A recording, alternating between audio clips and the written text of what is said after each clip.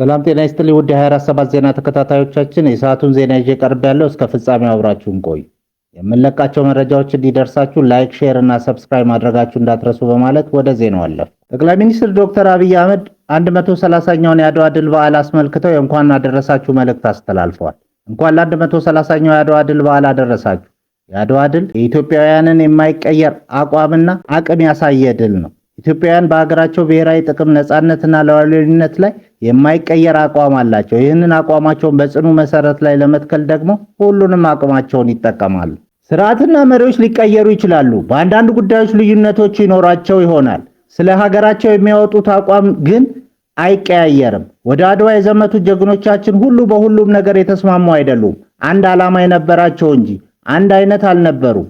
አንድ ሀገር የነበራቸው እንጂ አንድ ባህልና እምነት አልነበራቸውም። በዚያ ጊዜ ሀገራቸውን ከተው ከጠላት ጋር ያበሩ ባንዳዎች ነበሩ። ለጊዜው ጥቅም ሲሉ ዘላቂ ሀገራቸውን ጥቅም የሸጡ ምንደኞችም ነበሩ። ከባዳ ጋር ወግነው ወገኖቻችን ያስማሙ ደላሎችም ነበሩ። ጀግኖች እናቶቻችንና አባቶቻችን የተዋጉት ከወራሪው የጣሊያን ጦር ጋር ብቻ አልነበረም፣ ከምንደኞች ከባንዳዎችና ከሀገር ደላሎች ጭምር እንጂ። አርበኝነት ማለት ባዳና ባንዳን ማሸነፍ ማለት ነው። አርበኝነት ማለት ለሀገር ጥቅም ሲባል የግል ጥቅምን ማሸነፍ ማለት ነው። አርበኝነት ማለት ለሀገር ክብር ሲባል የራስን ክብር መሰዋት ነው። የአድዋ ድል በዓል እነዚህን ሁሉ የምናስታውስበት ነው። የአድዋ ድል በዓል የኢትዮጵያውያንን አቅምና አቋም እንደገለጠው ሁሉ ዛሬም በጸና አቋም የኢትዮጵያውያን ሁለንተናዊ አቅም የምንገልጽበት ጊዜ ነው። በግብርና፣ በኢንዱስትሪ፣ በቱሪዝም፣ በማዕድንና በዲጂታል ሀገራችን ያላት አቅም መግለጥ አለብን። የአድዋ ድል በሁሉም ዘርፍ ለመድገም የኢትዮጵያ አቅም ጽኑ መሰረት ሊኖር ይገባል። ሀገርን አቅም ያሳድጋታል፣ አቅም ይገነባታል። ሀገርን አቅም ይሰራታል፣ አቋም ያጸናታል። ሀገርን አቅም ያራምዳታል፣ አቋም ያሻግራታል። የአድዋ ድል በዓላችን የኢትዮጵያ አቅም ይበልጥ የምንገነባበትና የኢትዮጵያውያንን አቋም ይበልጥ የምናጸናበት እንደሚሆን ተስፋ አደርጋለሁ። ቤተክርስቲያን በአርሲ በደረሰው በደል አፋጣኝ የመንግስት ጣልቃ ገብነት ጠየቀች። የኢትዮጵያ ኦርቶዶክስ ተዋሕዶ ቤተክርስቲያን ቋሚ ሲኖዶስ በምስራቅ አርሲ ሀገረ ስብከት በንጹሐን ምዕመናን ላይ የደረሰውን አሰቃቂ ግድያና መፈናቀል በማስመልከት መግለጫ አውጥቷል። ከሀገረ ስብከቱ በቀረበው ሪፖርት መሰረት 21 ኦርቶዶክሳውያን በግፍ የተገደሉ ሲሆን ሌሎች ታግተው ያሉበት እንደማይታወቅና ከ10 በላይ አባወራዎች ንብረት ውደሙ ተገልጿል። ሲኖዶሱ ድርጊቱን አስነዋሪ ስር የገለጸው ሲሆን ፈጻሚዎቹ በሃይማኖት ስም ቢንቀሳቀሱም የሃይማኖት ሰዎች እንዳልሆኑና ዓላማቸውን በሃይማኖት መካከል ግጭት መፍጠር እንደሆነ ገልጿል። በመሆኑም የእስልምናና የክርስትና እምነት ተከታዮች ድርጊቱን በጋራ እንዲያወግዙ ጥሪ አቅርበዋል። ይህ ተደጋጋሚ ጥቃት የምዕመናንን በነጻነት የመኖርና ስርዓት አምልኮ የመፈጸም ህገ መንግስታዊ መብት የሚጋፋ መሆኑን የጠቀሰው መግለጫው የፌዴራልና የክልል መንግስት ጉዳዩን በልዩ ሁኔታ ተከታትለው አፋጣኝ መፍትሄ እንዲሰጡ በጥብቅ አሳስቧል። ችግሩን በዘላቂነት ለመፍታትም ቅዱስ ሲኖዶስ የሀገር ሰላምና የቤተ ክርስቲያን አንድነት አብይ ኮሚቴ ሰይሟል።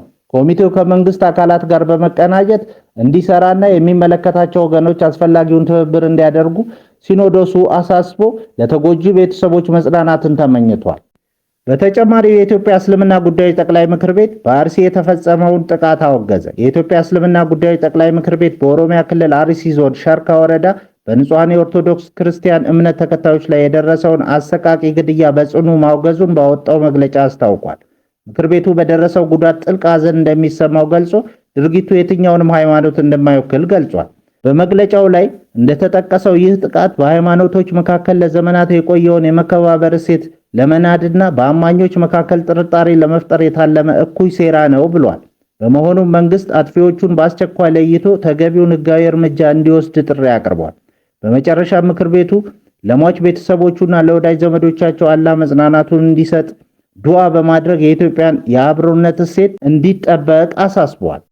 በሌላ ዜና በመካከለኛው ምስራቅ እየተካሄደ ባለው የአሜሪካ እስራኤልና የኢራን ጦርነት ምክንያት የዓለም የነዳጅ ንግድ ቁልፍ በሆነው የሆርሙዝ ሰርጥ ላይ ከፍተኛ ቀውስ ተከስቷል። በኦማን የባህር ዳርቻ አቅራቢያ ስካይላይት የተባለች ነዳጅ ጫኝ መርከብ ላይ በተሰነዘረ ጥቃት 4 ሰዎች መቁሰላቸው ተረጋግጧል።